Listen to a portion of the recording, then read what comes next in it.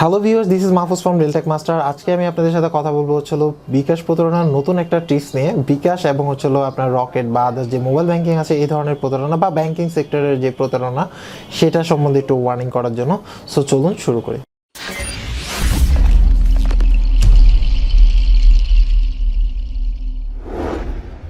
আপনি যদি সচেতন না হন সেই ক্ষেত্রে কিন্তু আপনাকে প্রবলেমে পড়তে হতে পারে, সেটা বিকাশ হোক, আপনার রকেট হোক, বা আপনার ক্রেডিট কার্ড হোক, ডেবিট কার্ড হোক, বা আদার্স যে কোনো ব্যাংকিং সেক্টরে আপনি এই ধরনের প্রবলেমে পড়তে পারেন।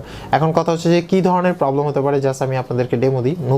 নতুন পলিসির আপনার হচ্ছিল প্রবলেম শুরু হয়েছে, সেটা হচ্ছে যে আপনার ফেসবুক হ্যাক করে যে প্রবলেমটা হচ্ছে সেটা কিভাবে হচ্ছে, আপনাকে একটা ফিশিং সাইটের লিঙ্ক দিয়ে দেয়। আপনাকে আন্দাজে যারা বুঝেন না তারা দেখা গেছে ওটা ক্লিক করে আপনি চলে যান, আবার ইউজার নেম পাসওয়ার্ড দিয়ে লগ ইন করেন, তার কাছে কিন্তু ইউজার নেম এবং পাসওয়ার্ডটা চলে যায়। বা আপনার অন্য কোনো ওয়েতে যদি আপনার ধরেন আপনার মোবাইলটা হাতে পেলো, সেই ক্ষেত্রে আপনার ইউজার নেম পাসওয়ার্ডটা নিয়ে নিল, বা আদার্স কোনো ওয়েতে আপনার অ্যাকাউন্টটা হ্যাক হওয়ার পরে কি করতেছে, যারা হচ্ছে আপনার এই স্ক্যামার বলেন, আপনার যে ফেসবুক ফ্রেন্ড লিস্টে যারা আছে তাদেরকে নক করছে।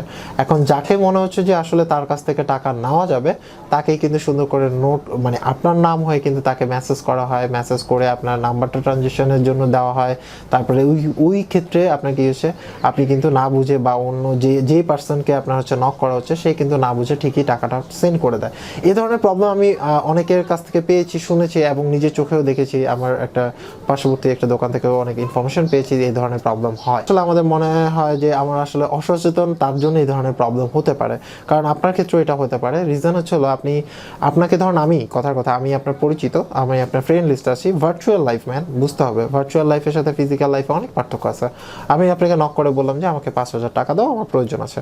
তা আপনাকে তো অবশ্যই উচিত হচ্ছিল আপনি আমাকে ফোন করে কন্ট্যাক্ট করা, তারপরে ইনশিওর হওয়া, তারপরে টাকা পাঠানো। আপনি জাস্ট আমি নাম্বার দিলাম, আপনি টাকা পাঠিয়ে দিলেন, এটা তো কোনো কথা হইল না। এইটা ভাই যত যাই হোক, মানি ট্রানজেকশনের ক্ষেত্রে আমার মনে হয় কিছু সিকিউরিটি মেনটেন করা উচিত। এটা একটা ব্যাপার আছে। দ্বিতীয়ত আরেকটা প্রবলেম হচ্ছে যে কোনো জায়গা থেকে ধরেন 5,000 টাকা আপনার আসলো, হয়তো একটা ফ্যামিলি মেম্বার পাঠাতে পারবে, বা যে কোনোভাবে আপনার 5,000 টাকা আসলো।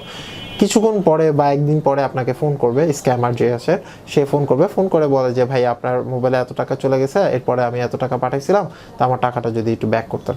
এরকমভাবে মানে আপনাকে একদম সফটলি বুঝাবে। সফটলি বোঝানোর পরে আপনি মনে করেন কনভিন্সড হয়ে গেলেন, তখন আপনি টাকাটা পাঠিয়ে দিলেন, মানে আপনি ধরা খেলেন।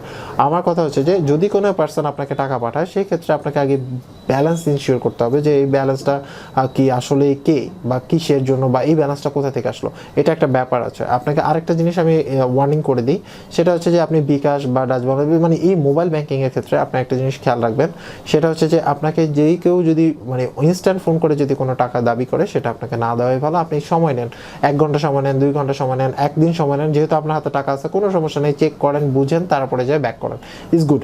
আমি বলতেছি না যে আরেকজনের টাকা মেরে দেন, অনেক সময় ভুলের কারণে হতে পারে, বাট এই ভুলটার চেয়ে আপনার হচ্ছে প্রবলেমটা বেশি হয়। কারণ যে মানে টাকা সেন্ড করে সে খুব কনসিয়াসলি সেন্ড করে, তারপরেও যদি কোনো প্রবলেম হয় সেটা তো আসলে তার ব্যাড লাক, বা আপনি ট্রাই করবেন যে মানে ব্যাক দেওয়ার, বাট আপনাকে বুঝে শুনে ব্যাক করতে হবে। তারপর আরেকটা কথা হচ্ছে যে আপনার আরেকটা যে স্ক্যামিং, সেটা হচ্ছে যে আপনার বিভিন্ন ধরনের আপনার ফোন কলের মাধ্যমে আপনাকে ফোন করবে, একদম পুরো অফিসিয়াল স্টাইলে আপনার সাথে কথা বলবে, আপনাকে বলবে আপনি বোনাস পেয়েছেন বা সামথিং লাইক দ্যাট।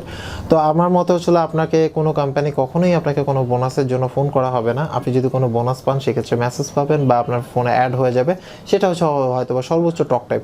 বাট আপনাকে কোনো প্রকার প্রাইস, টাকা পয়সা বা এগুলো কোনো ব্যাংক কোম্পানি থেকে বা ব্যাংক থেকে বা কোনো আপনার হচ্ছে ইনস্টিটিউট থেকে আপনাকে এই ধরনের মানে সার্ভিস প্রোভাইড করবে না।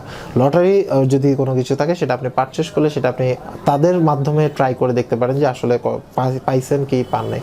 তারপরে আরেকটা স্ক্যামিং সিস্টেম নতুন হয়েছে, সেটা হচ্ছে যে আপনাকে ফোন করে বলবে যে এত টাকা আপনার হচ্ছিল ট্রান্সফার করলে আপনি এত টাকা পাবেন, মনে করেন 5,000 টাকা আপনি ইনিশিয়াল পর্যায়ে দিলে আপনি 50,000 টাকা আপনাকে দেওয়া হবে। সো আপনি তাড়াতাড়ি করে এটা টাকাটা পাঠান, আপনি কাউকে বলা যাবে না, বললে আমাদের সিস্টেমের সমস্যা আছে, হ্যান আপনি ফোনটা কাটতে পারবেন, আপনার সাথে ফোনটা নিয়ে যান। তো এই ক্ষেত্রে আপনারা যদি না বুঝে এরকম ফোনটা অন করে চলে যাবে ইয়াস করে দেন, তাহলে তো আপনাকে প্রবলেমে পড়তেই হবে। মানে আপনার টাকাটা যে গচ্ছা গেছে সেটা আপনাকে বুঝতেই হবে, কিচ্ছু করার নেই। এই ব্যাপারগুলো আছে। তারপরে হচ্ছে আপনার এখন যেহেতু বিকাশ অ্যাপস বের হয়েছে, তো অনেকে হয়তো বা আপনাকে লোভনীয় অফার দিতে পারে ফোন করে, আমি বিকাশের অফিস থেকে বলতেছি যে এই ধরনের আপনার এই করতে হবে না, নাহলে কিন্তু আপনি ইউজ করতে পারবেন না। অনেকেই ভাবতে পারেন যে বিদেশ থেকে বিকাশ ইউজ করতে পারবেন কিনা।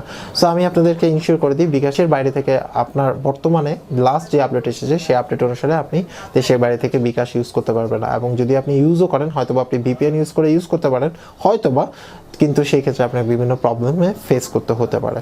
So be careful, VPN use করে আসলে কোনো ট্রানজেকশন করা উচিত না, সেক্ষেত্রে আপনার প্রবলেম হতে পারে। ভিপিএন আসলে প্রাইভেট সার্ভার ঠিক আছে, বাট আপনার এটা কিন্তু পেইড না, বা আপনি কিন্তু এটা রিলায়েবল কোনো সোর্স থেকে না। আমরা অনেকেই মোবাইলে ভিপিএন ইউজ করি, সেটার ক্ষেত্রে আমাদের ডাটা লুজ হতে পারে। এই ক্ষেত্রে অনেক কিছু একজন হ্যাকার বা একজন স্ক্যামারের কাছে চলে যেতে পারে। সো আমার মতে হচ্ছিল আপনি মোবাইল ব্যাংকিং ইউজ করার সময় অবশ্যই একটু সাবধানতা অবলম্বন করবেন, এবং যদি কোনো পরামর্শ থাকে বা কোনো স্ক্যামিংয়ের কোনো ঘটনা থাকে অবশ্যই আমাদের কমেন্টস করে জানাবেন, তাহলে আমরা নতুন কিছু শিখে আবার হয়তো আরেকজনকে শেখাতে পারবো। সো আজকে এই পর্যন্তই। যারা এখন পর্যন্ত আমার চ্যানেল সাবস্ক্রাইব করে নেই, চ্যানেল সাবস্ক্রাইব করে নিতে পারেন। এছাড়াও যদি কোনো কোশ্চেন থাকে তাহলে অবশ্যই কমেন্টস করে জানাবেন, মতামত তো অবশ্যই কমেন্টস করে জানাবেন। সবাই ভালো থাকবেন, আল্লাহ হাফেজ।